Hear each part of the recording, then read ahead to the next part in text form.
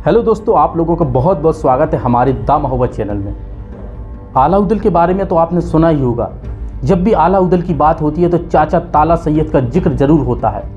कौन थे चाचा ताला सैयद, कैसे आए महोबा में और क्या कहानी है चाचा ताला सैयद की। चलते हैं इतिहास की ओर। आज से चलते हैं 900 बरस पूर्व, यानी कि 12वीं शताब्दी की बात है। चाचा ताला सैयद के बारे में आप जानेंगे। गोरखपुर के पास एक गांव पड़ता है तालीग्राम, वहाँ चाचा ताला सैयद का जन्म होता है।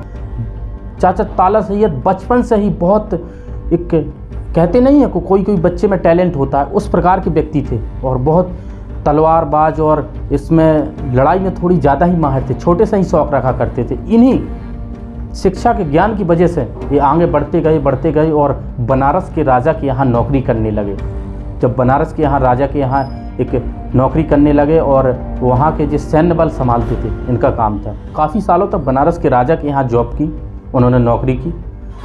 कुछ बहस होने की वजह से राजा से उनका कुछ विवाद हो गया, तो अब उन्होंने ठाना कि मैं कन्नौज के राजा जो जयचंद थे वहाँ पर जाकर मुझे जॉब करनी है, नौकरी करनी है वहाँ पर। तो बनारस से चाचा ताला सैयद जा रहे थे।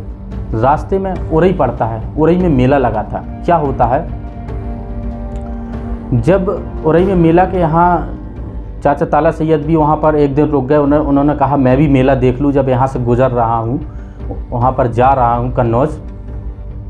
तो वहाँ पर महोबा के राजा आए थे और वहीं पर महोबा की रानी भी आई थी, जो रानी का नाम था मल्हना। मल्हना के पास हीरो से जड़ा 9 लखा हार था।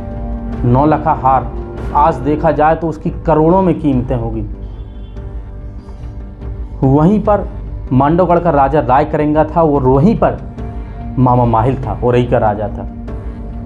मामा माहिल क्या चाल चलता है, जब वहाँ पर राय करेंगा आया, राय करेंगा को उकसा देता है कि ऐसा कर कीजिए, अभी रानी मल्हना है, उसके पास 9 लखा हार है और आप आक्रमण कर दीजिए, वो हार को छीन लीजिए।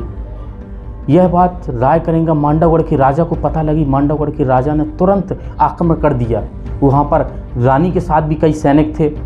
जो राजा थे, राजा ने कसम खा रखी थी, गुरु से एक संन्यास ले रखा था कि मैं युद्ध नहीं करूँगा। वहीं पर राजा थे, सैनिक थे। अचानक से युद्ध कर देता है और वहाँ पर वो हारने वाले थे, क्योंकि मांडवगढ़ का राजा जीतने वाला था, वो 9 लखा हार लेने वाला था, तो ये हारने वाले थे। तो इन्होंने फिर क्या किया, अब मुसीबत आ गई। तो वहीं पर चाचा ताला सैयद थे। चाचा ताला सैयद ने दृश्य देखा तो सोचा कि, क्योंकि चाचा ताला सैयद बहुत न्याय लोग थे, न्याय के प्रति बहुत अच्छे इंसान थे। उन्होंने क्या कहा, उन्होंने तुरंत अपनी तलवार निकाली, युद्ध करने लगे और मांडवगढ़ के जो सैनिक थे उन्हें बुरी तरीके से घायल कर दिया, परास्त कर दिए। वहीं पर राजा परमार देखकर अद्भुत रह गए कि देखिए कितना वीर योद्धा है और किस प्रकार से इसने एक अनजान लोगों की, हमारे लोगों की रक्षा की। राजा परमार ने उन्हें देखा तो राजा परमार ने उन्हें न्योता दिया कि आप हमारे यहाँ महोबा चलिए। वहाँ पर जब महोबा आए तो सभी लोग बैठे थे, तो इनसे इनके बारे में जानकारी ली, कौन है क्या है। तो इन्होंने अपना पूरा परिचय दिया। फिर राजा परमार ने कहा कि आपसे निवेदन है कि आप हमारे यहाँ महोबा राज्य में ही सैन्य बल संभालिए, यहीं पर ही एक पद पर नियुक्त हो जाइए और हमारे राज्य की रक्षा कीजिए। यह बात चाचा ताला सैयद को उचित लगी और चाचा ताला सैयद ने वहाँ पर इनके यहाँ नौकरी कर ली। चाचा ताला सैयद वैसे ही बहुत वीर योद्धा थे। अब बुंदेलखंड और भी शक्तिशाली हो गया, क्योंकि एक से एक वीर योद्धा थे महोबा में।